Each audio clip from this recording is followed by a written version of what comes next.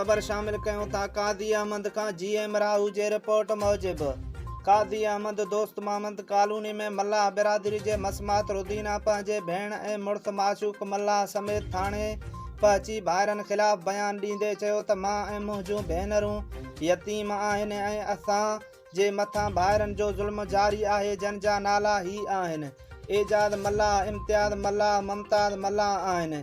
मुंहिंजे भेण मसमात गोड़िया खे मुबीना अगवा करण जी कोशिश कई, जंहिं ते मज़ामत कई उन्हनि असांजे मथां हमिलो करे भेण मसमात गोड़िया ऐं मुंहिंजो मुड़ुस माशूक मूंखे ज़ख़्मी करे छॾियो, जंहिं बाद असीं थाणे पहुती आहियूं ऐं असां सां इंसाफ़ गरीब माण्हू मूंखे मारियो वियो आहे। हींअर थाणे ते असां इंसाफ़ वठण आया आहियूं। महिरबानी मूंखे एनसी दाख़िल थी आहे? एनसी कराई अथव? जी जी एनसी कराई। अच्छा, हाणे तव्हांजो छा मुतालबो आहे? असांखे इंसाफ़ कयो वञे, महिरबानी करे गरीब आहियूं असां आहियूं।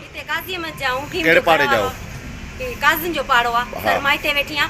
ही मुंहिंजूं भेणूं यतीम आहिनि, न असांजो माउ आहे न पीउ आहे, न ख़ुदा खां सवा केरु आहे। असां पंहिंजी चाचनि खे सोटनि खे मासातनि खे सभु गवाह कयो आहे, कंहिं असांजी मदद न कई आहे। उन बावजूद मुंहिंजी भेणुनि सां ज्याती ज़ुल्म भाइरनि कयो आहे। टे मुंहिंजा भाइर एजाज़, इम्तियाज़, मुमताज़।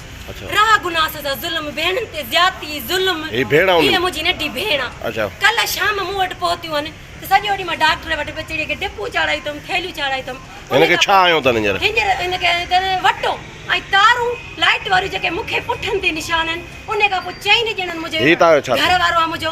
उन खां पोइ ही कम ते आहे। पहिरीं हिन ॾे फोन वई आहे, हिन चयो मां कम ते आहियां। उन खां पोइ मूं ते वार कयो अथनि त हाणे हिनजो मुड़ुसु कोन्हे, ज़बरदस्ती करे मुंहिंजूं भेणूं खणी ते विया।